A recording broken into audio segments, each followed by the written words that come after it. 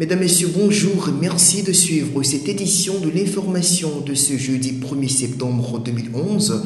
Voici les titres de l'actualité.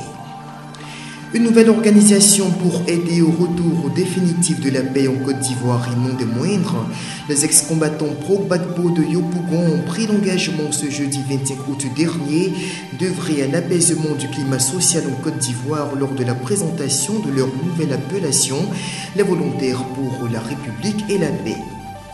Le Ramadan 2011 a été célébré dans la ferveur à Abidjan et partout ailleurs en Côte d'Ivoire. Comment les fidèles de la mosquée de Yopougon-Toit-Rouge ont fêté l'Aïd el-Fitr? Vous suivrez le reportage dans ce bulletin. Et à l'étranger, c'est aujourd'hui que se tient à Paris la première grande conférence internationale sur la Libye de l'ère post-Kadhafi. Une soixantaine de pays sont attendus à ce rendez-vous. La VRP, ou les volontaires pour la République et la paix, c'est la nouvelle appellation des ex-miliciens de Yopougon qui ont décidé de contribuer au retour de la paix en Côte d'Ivoire, et l'annonce de la création de cette structure a été faite ce jeudi 25 août au cours d'une conférence de presse tenue à Abidjan. Désormais, appelez-les les volontaires pour la République et la paix. Ces jeunes miliciens ayant combattu aux côtés de l'ex-président Laurent Gbagbo durant la crise post-électorale ont décidé ce jeudi 25 août 2011 de marquer leur pleine adhésion au projet de réconciliation nationale prôné par les nouvelles autorités ivoiriennes. Réunis pour une conférence de presse ce jour même sous le coup de 15h30, ce groupe d'anciens combattants, par le canal du conférencier Guy Frank, a tenu à remercier les autorités gouvernementales et singulièrement les cieux Bema Fofana et Eugène Doué pour leur assistance permanente au cours de cette période sensible d'après-crise. Nous remercions le président de la République, le Dr Alassane Ouattara, le Premier ministre, le ministre de la Défense, M. Soro Kibafori Dioum, et tous les membres de son gouvernement, pour les efforts déployés quotidiennement pour le retour définitif de la paix en Côte d'Ivoire. Aussi, voudrions-nous accorder une mention spéciale au sénateur Bema Fofana, qui est le président de la jeunesse FRC. Voilà. Et à notre père, Nana Eugène Doué, qui n'est plus à présenter, pour leur assistance sans cesse renouvelée à nos côtés. Par ailleurs, Jeff Frank n'a pas manqué de signifier l'état d'esprit retentissant de ses ex-miliciens en présentant des excuses franches à l'endroit des populations de la commune de Yopougon, dont le maire Bamana Guidan Félicien, à qui ils estiment avoir causé un grand tort. Nous voulons présenter nos sincères excuses aux populations de Côte d'Ivoire, et en particulier à celles de Yopougon, avec à sa tête M. Bamana Guidan Jean Félicien, comme premier magistrat, et à qui, notamment, il faut le dire, nous avons causé assez de tort. Nous pensons que si nous l'avions écouté, le Yopougon n'aurait pas connu le désastre qu'elle a vécu. Pour les VRP donc, le vocable milicien n'a plus sa raison d'être et ils n'entendent pas s'arrêter en si bon chemin, puisque l'on devrait s'attendre de façon imminente à une présentation officielle de la structure et de ses activités, tout ceci pour accompagner la dynamique de réconciliation nationale dans laquelle le pays est engagé. Ce mardi 30 août, les musulmans de Côte d'Ivoire, à l'instar de ceux du reste du monde, célébraient la fin du mois du Ramadan. Et pour cette édition 2011 de l'Aïd el-Fitr, l'équipe de reportage d'Ivoire TV s'est rendue à la grande mosquée de Yopougon-Toit-Rouge à Abidjan, retour sur une fête sobre mais teintée de la couleur de la réconciliation. Mardi 30 août 2011, la grande mosquée de Yopougon-Toit-Rouge, dans la banlieue d'Abidjan, est envahie tôt dans la matinée par ses fidèles venus se recueillir à l'occasion de la fin du Ramadan. Sous le coup de 9 heures, c'est le début de la prière matinale qui se termine quelques minutes plus tard par un bref prêche de l'imam de ladite mosquée qui rappelle les vertus que revêt ce mois de pénitence avant d'exhorter les musulmans à approfondir leur observation de la piété comme le recommande le Coran. إخوة الإسلام، الإسلام يدعو إلى المحبة والاتحاد. يقول المولى سبحانه وتعالى: لا خير في كثير من نجواهم إلا من أمر بالصدقة أو معروف أو إصلاح بين الناس. À la fin de ce court moment de partage spirituel, les fidèles de la mosquée se sont séparés pour fêter la rupture du jeûne, chacun chez lui, en famille. Et notre équipe de reportage s'est rendue au domicile de Dame Fanta Kamagaté, représentante de l'association des femmes d'Agamé résidant aux États-Unis, où toute sa famille était réunie pour la circonstance. C'est une Fanta Kamagaté fortement émue qui a rejoint le domicile familial après 20 longues années durant lesquelles elle n'avait plus eu l'occasion d'honorer cet impératif religieux avec les siens. Je suis très heureuse, très contente de me retrouver en famille et célébrer la fin du Ramadan, et spécialement le jour de la fête. Et ça fait plus de 20 ans que je n'ai pas célébré la fête de Ramadan avec ma famille, donc je suis très heureuse, vraiment, de toute cette chaleur humaine. Donc vraiment, je suis très contente et même émue, je peux dire, parce que tout le plaisir est pour moi d'être parmi les siens. C'est tout ce que je peux dire. Vraiment, je suis heureuse. Image forte de ces instants. La mère de Dame Kamagaté enlace une de ses voisines de coups qu'elle convie au grand repas familial. L'association des ressortissants de Makori résidant aux États-Unis a fait don d'un important lot de vivres et de non-vivres au centre des handicapés de la Riviera Palmurée à Abidjan. Cette remise de dons a fait l'objet d'une cérémonie qui s'est déroulée ce dimanche 28 août dernier dans le centre bénéficiaire. Le reportage de Séverin Nguesson. À l'heure de la reconstruction nationale, les initiatives ne manquent pas pour soulager ceux des Ivoiriens ayant subi les affres de la guerre qu'a récemment vécu la Côte d'Ivoire. C'est dans ce contexte qu'intervient le geste de l'ARM, l'association des ressortissants de Makori vivant aux États-Unis, qui a offert ce dimanche 28 août un lot de vivres et de non-vivres au centre des handicapés Les Colombes Notre-Dame de la Paix, situé au quartier chic de la Riviera Palmurée, dans la banlieue d'Abidjan. Pour Ismaël Sissé, président de l'association qui s'exprimait au nom des donateurs, cette remise de dons s'inscrit dans la continuité des actions sociales que l'ARM mène depuis 2010 grâce à l'appui de ses membres et du parrain qui ne ménage aucun effort pour la réalisation de toutes ces opérations de bienfaisance. Je voudrais dire merci, un grand merci à vous, les médias, parce que sans vous, en fait, le message ne peut pas être véhiculé. Donc je vous dis merci pour votre spontanéité. Et voilà, nous sommes en fait une ONG depuis 2007, mais bien avant 2007, nous avons déjà posé des actions sociales au niveau des foyers de jeunes de Makori. Et depuis 2007, nous sommes à notre quatrième geste. En 2010, mars 2010, nous avons fait un fauteuil dentaire à l'hôpital général de Makori. Nous avons fait des dons de $2000 à la pouponnière Maître Foponi de 200 000 logements. Et l'année dernière, en décembre 2010, nous avons offert des vivres d'une valeur de $3500 à l'école des sourds-muets de Yopougon. Aujourd'hui, notre quatrième don, nous sommes à l'école Notre-Dame-la-Paix, les Colombes de la Riviera, pour offrir, comme vous voyez, des dons. Ce élan de gratitude n'a point épargné les récipiendaires qui, par la voix de la sœur Léonie Manda, ont dit leur remerciement sincère à l'endroit des donateurs. Votre action de ce jour, chers amis, s'inscrit résolument dans la même veine que la nôtre, celle d'être à l'écoute et très proche des personnes handicapées.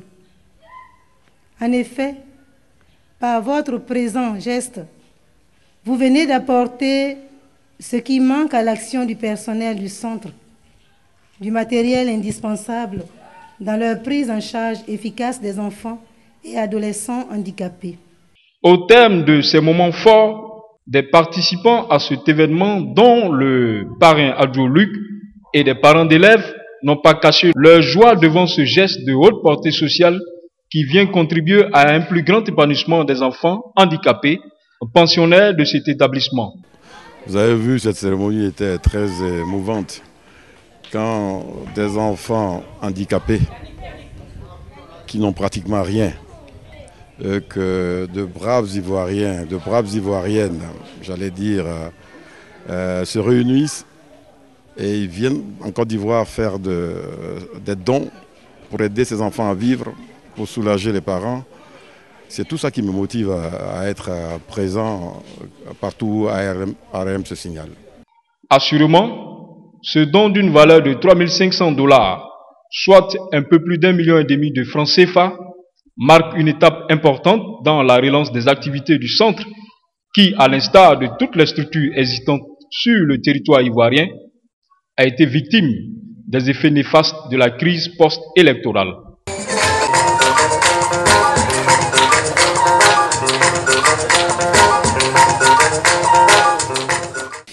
Hors de nos frontières, sur le continent africain, Paris accueille ce jeudi une grande conférence internationale sur la Libye. Plus de 60 pays sont attendus dans la capitale française. Objectif est de trouver les moyens nécessaires pour aider le CNT à assurer la transition politique dans le pays. Comment réussir la transition démocratique et la construction d'une nouvelle Libye? C'est le défi d'une soixantaine de délégations réunies ce jeudi à Paris. Seront présents notamment les représentants du Conseil national de transition, le secrétaire général de l'ONU Ban Ki-moon et la secrétaire d'État Hillary Clinton. Au menu des discussions, le rôle de l'ONU, la reconstruction du pays, la reconnaissance du CNT par la communauté internationale et surtout le déblocage des avoirs libyens. Le dernier soutien que l'on pourrait avoir et qui fait partie de nos priorités, c'est de mettre la main sur l'argent et les avoirs gelés dès que possible. Tout cela dans le but de tenir nos promesses. Une réunion à huis clos, à l'instar du président Nicolas Sarkozy. Il affirme vouloir conduire le peuple libyen vers la démocratie. Les opérations militaires cesseront lorsqu'elles n'auront plus lieu d'être. Elles n'auront plus lieu d'être très exactement quand M. Kadhafi et ses séides ne représenteront plus une menace pour le peuple libyen. Une fois la guerre terminée, l'OTAN pourrait continuer à faire appliquer l'embargo sur les armes et poursuivre ses vols de surveillance de l'espace aérien. Aucune troupe au sol ne devrait être déployée. Pendant ce temps, le ministre français des Affaires étrangères, Alain Juppé, annonçait ce matin le déblocage d'un montant d'1,5 milliard d'euros d'avoirs libyens gelés par les banques françaises. Selon Alain Juppé, ces fonds qui appartiennent à l'État libyen devraient aider le Conseil national de transition à engager la reconstruction de la Libye. La Libye est potentiellement un pays riche. Elle a d'ailleurs des avoirs gelés qui ont été plus ou moins détournés par le précédent régime. Nous sommes en train de les dégeler. La France, par exemple, vient d'obtenir l'autorisation de verser 1,5 milliard d'euros qui appartiennent aux Libyens. Ce n'est pas de l'argent français, c'est de l'argent libyen au CNT pour qu'ils puissent s'engager à la reconstruction. Et puis hors du continent, la pression s'accentue sur le régime syrien. L'on s'achemine peut-être vers une autre coalition contre le régime El-Assad, tout porte à le croire en tout cas. Après le discours du président français Nicolas Sarkozy qui promettait ce mercredi que la France, en collaboration avec ses partenaires, ferait tout pour imposer le respect de la volonté du peuple syrien. Le président syrien a commis l'irréparable. Et la France, avec ses partenaires, fera tout ce qui est légalement possible pour que triomphent les aspirations du peuple syrien à la liberté et avec la démocratie. Mais dans le cadre des Nations Unies. Alors à nous de nous battre pour obtenir le consensus et renforcer les sanctions. Enfin, on termine ce journal avec ce SOS pour venir en aide à la représentation ivoirienne d'Ivoire TV. De quoi faire parler vos cœurs pour une télévision qui montre de tout, ou presque.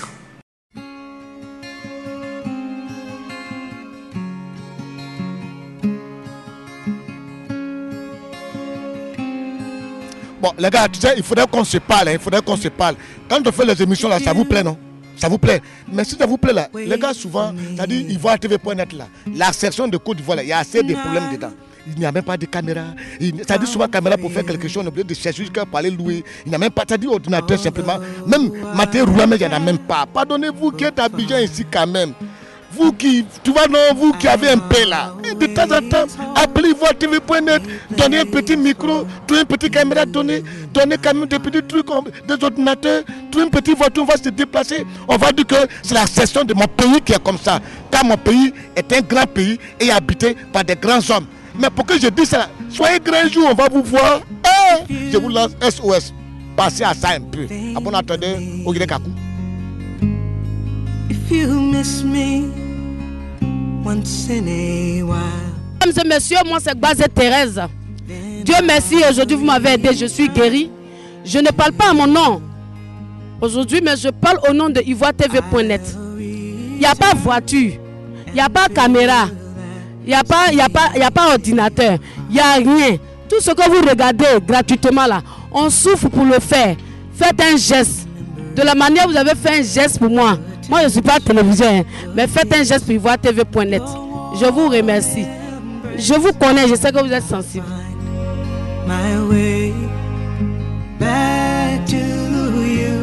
Salut Ivoire TV, je vous vois vous démêler avec une caméra, avec un seul micro. J'ai fait quelques années en Europe. Quand je vois, nous étions à la fac, et quand je vois le matériel que les étudiants ont dans leur petit studio, ne serait-ce que pour une radio ou une télé de fac pour faire leur travail, et que je vois aujourd'hui, avec tout le travail que vous faites, ces petits matériels, les choses autour, je me rends compte que le sous-développement, c'est vraiment un véritable problème. C'est ça notre mal. Malheureusement, on n'y pense pas, on pense au guerre et au coup d'État, c'est dommage. Aujourd'hui, donc, moi je voudrais vous dire félicitations. On a 51 ans de Côte d'Ivoire. Vous le méritez. Vous avez travaillé pour que la Côte d'Ivoire avance. Vous travaillez beaucoup partout pour que la paix soit. Vraiment, je pense que vous avez besoin d'un peu plus que ce que vous avez pour nous poursuivre chaque jour là, pour faire ce travail-là. C'est pourquoi, malheureusement, moi-même incompétent et non, je dirais, capable de réagir tout de suite pour vous saluer, je voudrais en appeler à toutes les bonnes volontés, ivoiriennes comme non ivoiriennes, à tous les amis de la justice, de la paix, à tous ceux qui aiment le travail bien fait et qui aiment les jeunes qui se battent comme vous. Je voudrais leur dire que Ivoire TV travaille, est sur le terrain et qu'il a besoin de moyens, vous en avez besoin, et que ceux qui peuvent, je sais qu'en Europe il y a beaucoup de possibilités, parmi nous il y en a qui le peuvent, ceux qui peuvent, qui vous fassent signe, qui cherchent à vous joindre et qui vous donnent, je suis sûr qu'avec un peu plus de moyens, vous allez multiplier vos efforts. Je souhaite que cela soit entendu.